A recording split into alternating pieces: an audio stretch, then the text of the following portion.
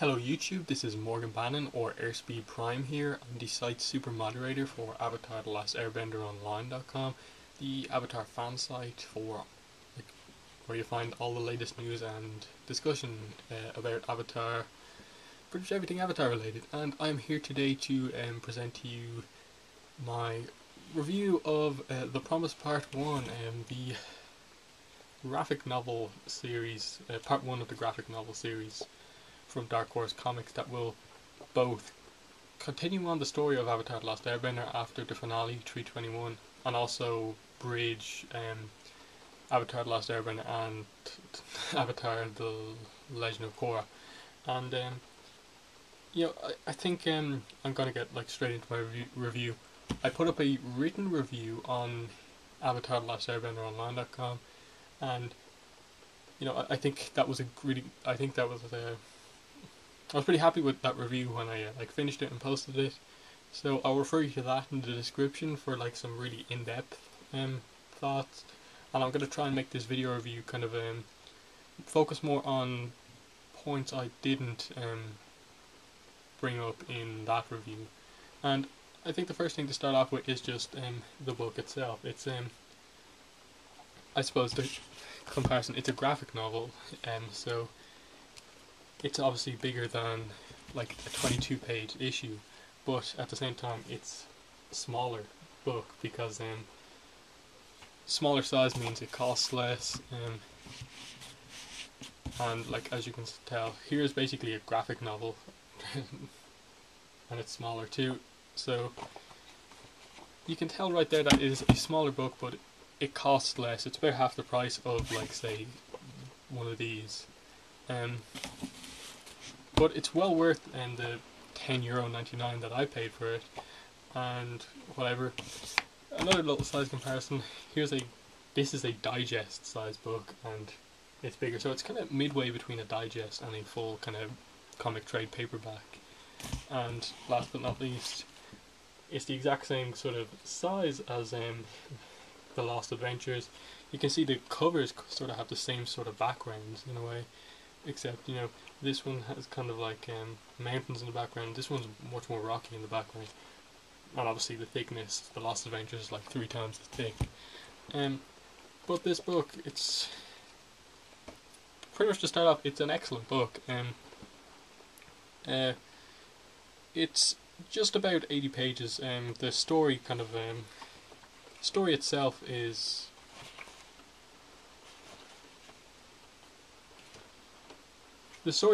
takes place over 71 pages of the book, and the book itself is 80 pages, pretty much page 1 to the last page. And obviously just some little facts about it first. Cover art by Team Gurihuru, same with the interior art is also by Team Gurihuru. Written by Gene Yang, obviously assisted on by Mike and Brian and people at Dark Horse. And obviously published by Dark Horse Comics.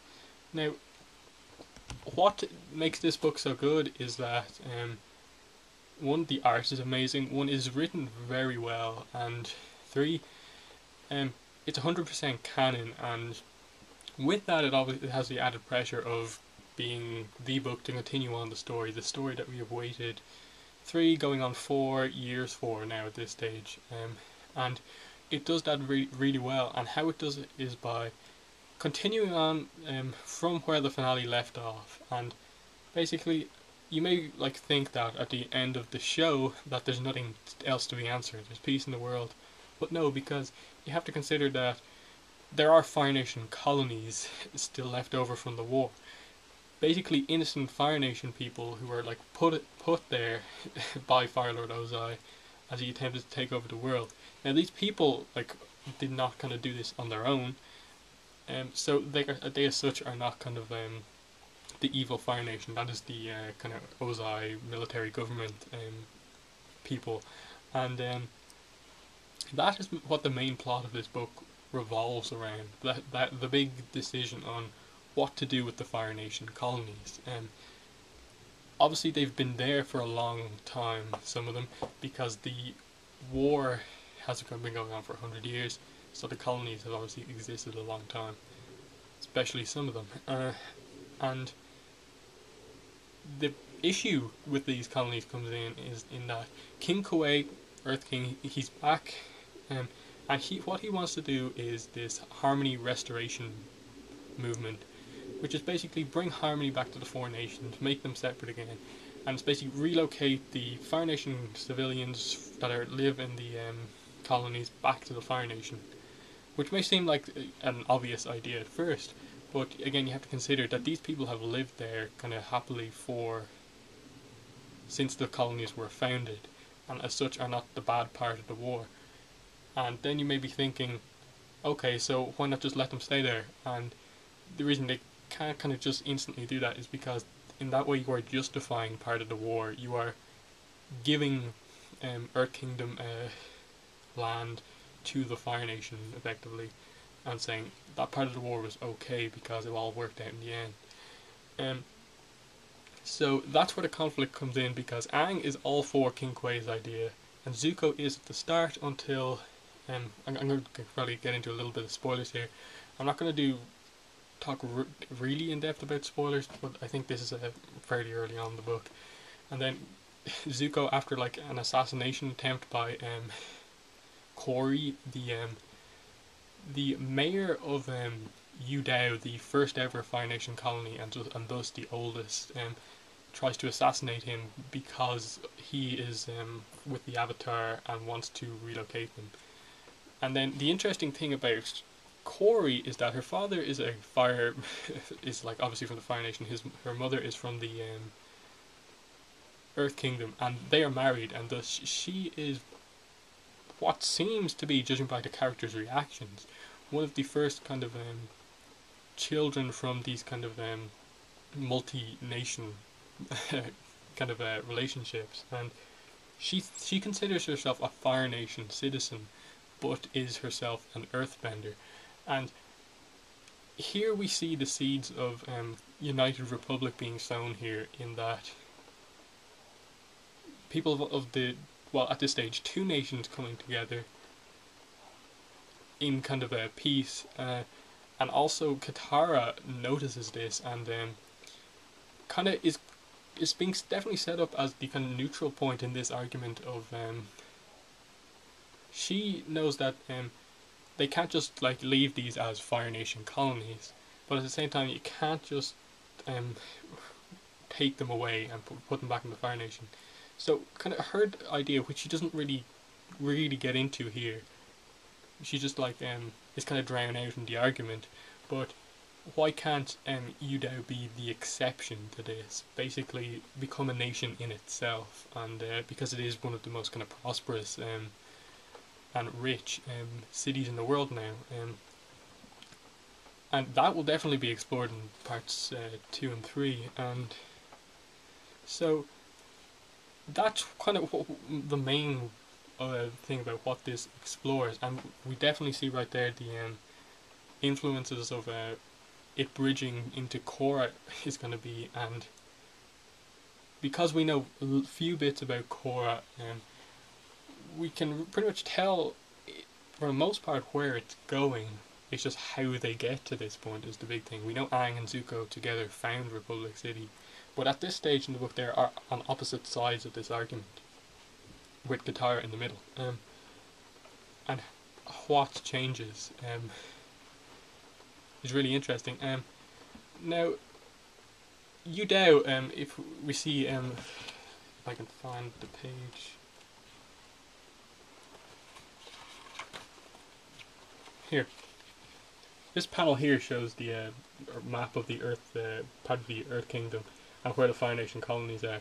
And if you have seen the leaked opening for Korra, you can see that Republic City is actually somewhere around here. So, and we know that Yudao is around here too. So that's pretty much confirmation that Yudao becomes the foundation for where United Republic. And yeah, I feel like I've spoke a lot on that topic. Let me just check the time. About 10 minutes in. Then, what else do I want to talk about that's not just covering stuff I've said in my review? Um, some of the little kind of references, like we see characters like Smellerby return. Sneers make his like first appearance since the one episode he appeared in. Jet, Sneers is back. We see Longshot. Oddly, we don't see any like Iroh. We don't see any Azula. We see no mention of Ursa beyond the kind of flashback that Zuko has to his meeting with Ozai. Nothing really gets added onto that yet, not that we know of. And you can tell that this book has been written with a lot of care. I think The Lost Adventures was received very well because of the way it was written. They got the characters perfect, and here they get them perfect as well because they have the task of reintroducing them to us a year later in this book, and I suppose that leads into the fact that part one, it's not the most exciting book. It's very good, very well written, but it is a lot of introduction into what's going to happen in this story. But I don't think it's fair to really make that a negative about this book, because it is like stated as being part one right there in the cover, and so basically it is the introduction. There's not much action. There's a few little scenes, but again, that's not really the important thing here. It's all about the kind of characterization and the story here. And you know, Toph is actually, despite not being in this book very much, is actually one of the most well-written characters, and we know that part two is going to focus a lot on her and her kind of metal bending school and the thing with the Fire Nation colony, the Fire Nation colony school, firebending school there. So that's going to be really interesting, and how it will link into the fact that the kind of conflict that is happening around, that kind of based around Yu Dao. And yeah, that's pretty much all I wanted to say on that. This probably hasn't been the best review, partly because I feel like I don't want to kind of go over things I already said in my written review. It's an excellent book. I really urge any Avatar fan to buy it because, one, it is cheap, it is excellent. It's another piece of Avatar merchandise to add to your collection. You know, another Avatar book to have. We have the Lost Adventures, the Avatar art book I have over there. You know, to go along with the DVDs and all the other stuff you have. It's like 80 pages of really good Avatar art. Guru Hero are amazing. It's canon, so if you don't get it, you will be missing out on some of the story. And honestly, if you read the kind of leaked preview that was like 40 pages, it wasn't meant to be 40 pages, and you weren't happy with it, upon reading the whole book straight through, it added so much context to those scenes. Like the main kind of point of conflict was that the way Zuko is like acting in this book, and the extra like 40 pages that you don't see in that leaked preview adds so much into why that he is kind of acting as he is, and a lot of that is due to what happens in Yu Dao when he kind of confronts the mayor about the daughter's assassination attempt on him, which is amazing.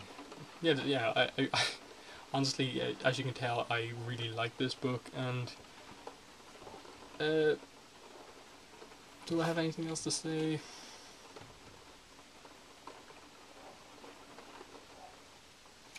I guess not really. So that's pretty much the end of my review. If you're looking for even more in-depth analysis, I'm willing to do a comic commentary where basically I will, it's basically will be me reading through the book. You know, I'm not gonna like read out every single speech bubble, but me going through the book, and the idea is that you read along kind of with me, and I kind of do some analysis on the book as we kind of go through it. it's it'll be easier to do to make work even more so than the episode commentaries, because it's like, rather than it being an episode where you have to pause it and then everything gets out of sync, I can just say, let's go back to this page and this panel, and it's not that like it's really difficult to actually like ruin that sync and stuff like that. So I have a lot to say about the stuff that happens in this book, so please comment if you would like to see that. So thank you for watching this review. I cannot wait for part 2 on May 30th in comic book stores and June 12th in Amazon, from Amazon and bookstores. I'm just going to show you the cover for part 2. There it is right there, coming May 2012. The cover, it actually looks a lot better than the first issue's cover, partly because we can see more of the characters rather than just their faces, and that's nice. So as you can tell, that is going to become my new thing I say in every single video when part 2 is coming out. So thank you and bye.